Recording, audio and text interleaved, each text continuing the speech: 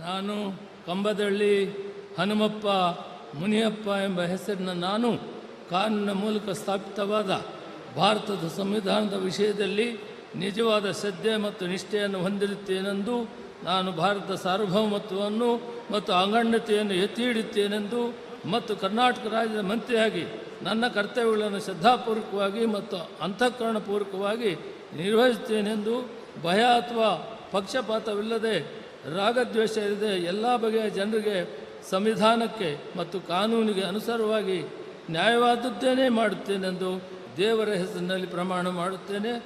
ಶ್ರದ್ಧಾಪೂರ್ವಕವಾಗಿ ಪ್ರತಿಜ್ಞೆ ಮಾಡುತ್ತೇನೆ.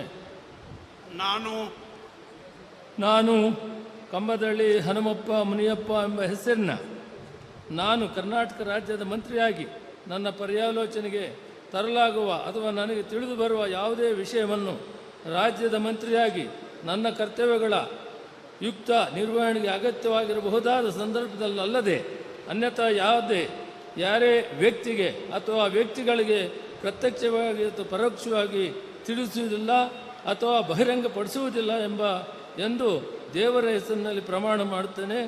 ಶ್ರದ್ಧಾಪೂರ್ವಕವಾಗಿ ಪ್ರತಿಜ್ಞೆ ಮಾಡುತ್ತೇನೆ. ಮಾನ್ಯ ಸಚಿವ